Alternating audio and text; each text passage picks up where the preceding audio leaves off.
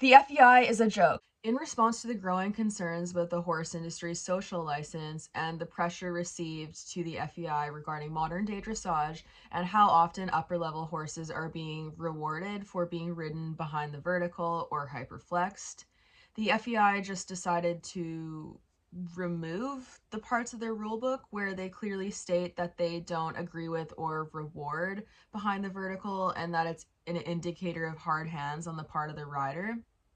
All of that's gone. The 2023 rulebook for the FEI has none of that. There's virtually nothing in there that actually says how they mark horses in their dressage test. And in the 2022 rulebook and all of the previous ones, there was a lot more of that. But if you go back and you look at their old rulebooks, you can literally watch as they start to slowly remove that verbiage out of their rulebook. And just 2023 is the year it just went poof. So for comparison's sake, this is the 2023 new rulebook. Look at this when I try to search up these keywords. They do not show up. There's none of them. If you scroll through it, there is literally nothing about how they are judging the horse and the expectations for the test, which used to be in their previous rulebooks, but none of these words show up. It is not there. In contrast, this is their 2022 updated rulebook. So you can see that the terms behind the bit are still present in this rulebook, but it is less than in previous years, which to me indicates that they're trying to slowly phase these out and hoping that no one will notice. But there is still a huge discrepancy between what the 2022 rulebook showed versus what the 2023 one does.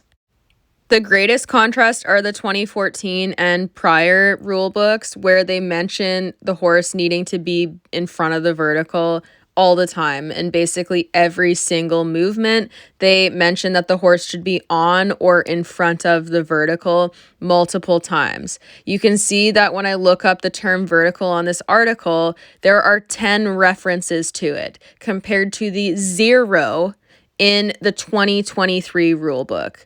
I do not understand what possible reason they could have for removing all of this information that is not directly pertaining to the fact that they don't want to have to take accountability for people's concerns.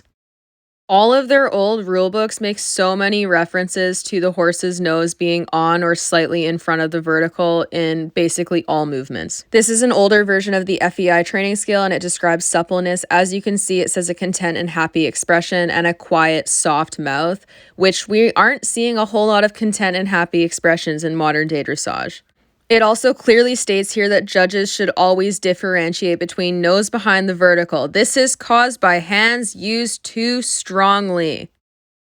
People rightfully pointed out the FEI's hypocrisy when their rulebook did state that they didn't like rewarding behind the vertical and that it wasn't correct because the judges at the upper levels were not reflecting those rules. They were rewarding horses who were being ridden consistently behind the vertical, so people spoke out about this and said, hey, this doesn't really reflect your rulebook. There's even some studies that reference this aspect of their rulebook and how horses at the lower levels are not rewarded for being ridden behind the vertical, but as they go up the levels, they are. So at the lower levels of dressage, you're penalized if your horse goes behind the vertical, but at the upper levels, you're rewarded for it. Why is it that we are dropping the ball on the level of correctness that is expected as people climb up the levels versus being at the lower levels?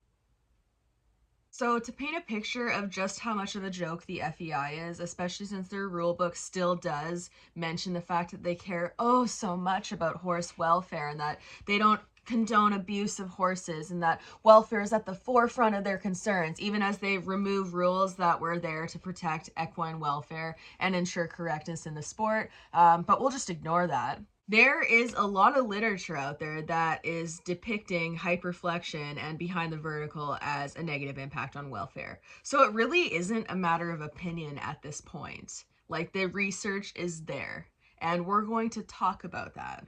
I want to paint a clear picture of why these worldwide horse organizations like the FEI do not practice what they preach. They claim to care about equine welfare, but their actions never reflect that, and FEI could have used this updated rulebook as a means of cracking down on the issues that are being seen in modern dressage, but they chose to use it to just completely deflect from those issues and show that they don't have any commitment to addressing them. For those of you who are not aware, hyperflexion or Rollkur is when the horse's neck is hyperflexed and their nose starts to become behind the plane of the vertical. So for those of you who don't know, the term behind the vertical refers to the fact that the horse's nose is supposed to be ridden on a vertical line where the front of their face is vertical and parallel to the ground without starting to tuck behind that vertical line. If they go in front of that line, that's called in front of the vertical. So behind the vertical is when they start to tuck behind that line. Hyperflexion and behind the vertical are not necessarily the same because a horse can go slightly behind the vertical without necessarily being hyperflexed. Hyperflexion very much refers to horses being overbent through the neck to the point where their vision is impacted, they're broken at the third vertebrae, and they cannot see properly, and it starts to work the incorrect muscles. It makes it much, much harder, if not impossible, for them to carry their body correctly, and it is associated with negative welfare because there's a lot of stress associated with being ridden in. Rollkur is just another term coined to describe hyperflexion. So there's been a number of studies conducted on hyperflexion and the impact it has on horses. A number of these studies have tested things like blood and saliva cortisol levels to show the level of stress hormone release, which paints a pretty clear picture of the amount of stress that the horse may feel. However, there are a lot of studies that have not really looked into the behavioral aspect of it. They've been looking at the physical damage and how it might impact the physical body, but a lot of the studies in earlier years were not looking at behaviors to see the mental and emotional impact that Rollkur can have. But in newer studies that have started to look into the behavior, there has been found to be a massive correlation with stress-related behaviors when horses are ridden in Rollkur versus when they're not. So we now are getting painted this more clear picture of how it impacts our horses, and there's growing research behind it. And we have some of the top equine scientists in the world that have spoken out against hyperflexion and have stated that it is a welfare issue that should be addressed, and it's not something we should normalize or condone. The FEI in their rulebook claims that they do not condone mistreatment or abuse of horses and that welfare is at the forefront of their concerns. So my question to the FEI is, how are you measuring good welfare? And how are you defining abuse in the sport? Are you doing it off of your own definition as a competitive horse organization, or are you doing it off of the definition of welfare professionals and people in the industry who are centered around researching horses and defining what is and isn't ethical? Because it should go without saying, we should be defining good welfare and welfare first practices based off of the research of equine professionals who are not biased in favor of promoting what is popular in the competition ring. The FEI is not a welfare organization. They are a competitive sport organization. So they should be deferring to the professional opinion of equine welfare professionals and the research that they put out rather than just deciding to do whatever they want. So if any of the people who are involved on the board of FEI ever come across this video, it'd be really neat if you would define how you're actually measuring welfare and what is and isn't abuse in your sport, because your rulebook is exceptionally vague and some of the decisions that you've made paint a very clear picture that you don't actually care about the things that you claim to. So why don't you clarify?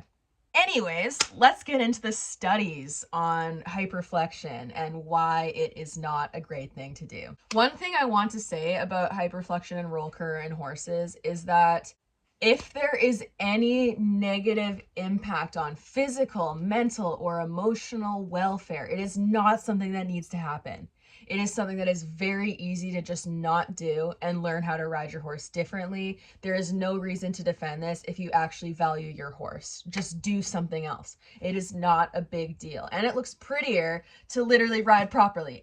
Another study sought out to test the number of conflict behaviors seen in dressage horses. Conflict behaviors refer to behaviors that horses will show that are directly correlated with stress or discomfort of some sort. This study found that 97.6% of movements showed at least one conflict behavior, and 83% of movements showed two or more.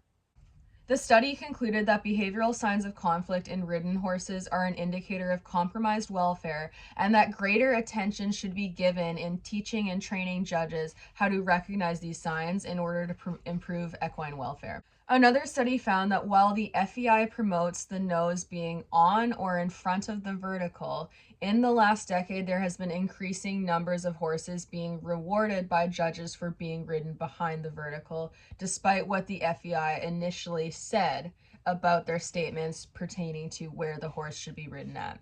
Obviously, those statements have changed now because they changed their rulebook just to completely bypass and ignore the fact that they used to say that. Another study found that horses who are ridden behind the vertical show more conflict behaviors than horses who are ridden on or in front of the vertical, and this was found in all horses regardless of competition status, riding or training level, and they suggested that this is because the posture itself was stressful and difficult for them to maintain, not with any outside factors that could be causing that welfare response. One study on hyperflexion in horses sought to compare the fear reaction in horses when they were ridden behind the vertical or in hyperflexion compared to when they weren't. And they found that horses, when they're being ridden hyperflexed, have a stronger reaction to fear-provoking stimuli and struggled to move forward and approach the object as quickly as they did when they weren't ridden behind the vertical. This supports the idea that it impacts vision when horses are ridden hyperflexed, and there's other studies that have already documented the fact that it does impact vision. There's also been a number of studies that have looked at reactivity in horses and found that horses who are in pain or are stressed will be more reactive to fear by default. Another study sought to compare how horses felt while they were being ridden on or in front of the vertical versus hyperflexed. And they found that consistently there was a correlation with more stress hormone release when they were ridden hyperflexed than there was when they were ridden on or in front of the vertical, and that this suggests that there are adverse effects to the horse when they're ridden in this position. They also saw adverse behavioral effects in addition to the actual stress hormone markers that were tested on the horses.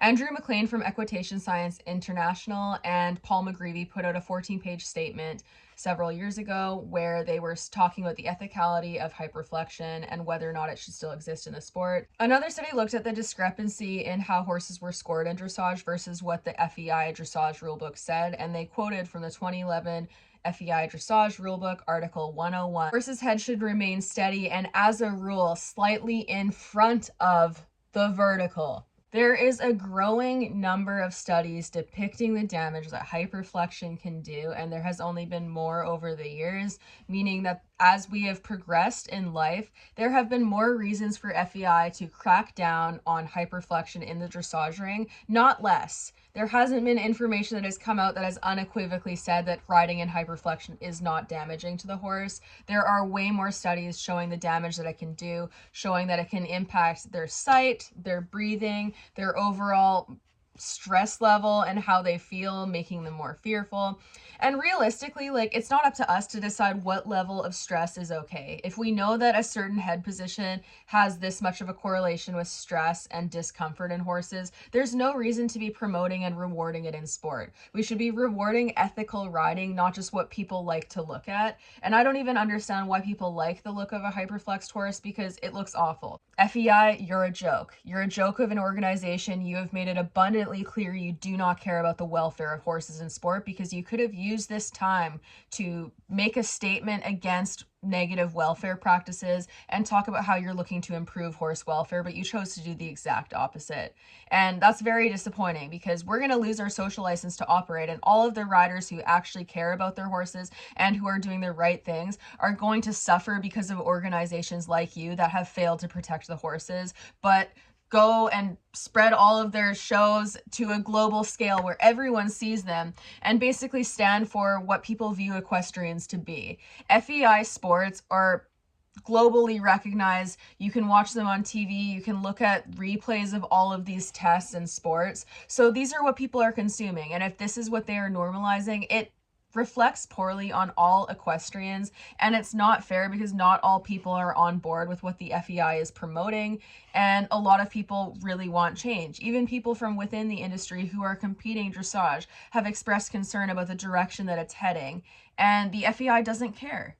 So for people who are looking for something to do, like what you can do to help this, I would recommend sending the FEI a strongly worded email and saying that you've noticed the changes they've made to their 2023 rulebook, and you're wondering why, as years have gone on, they've started to remove more and more things that stipulate that they do not reward behind the vertical riding, and just omit it completely in 2023.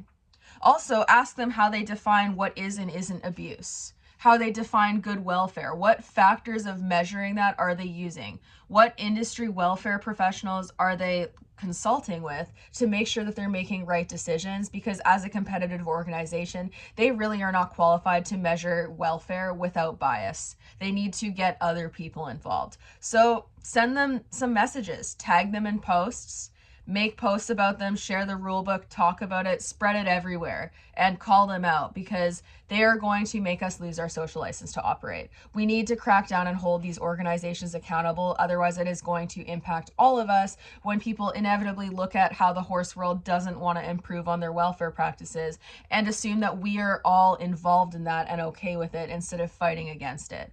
I don't want to lose the industry social license to operate, because I do think that competitive sports with horses can be done ethically, but it's reliant on the organizations actually caring that what they do is ethical. So that's what you can do to help. Don't let the FEI sweep this under the rug. Blow it all up and make sure everyone knows, because it is ridiculous. This is an embarrassment, and I'm ashamed of this entire organization.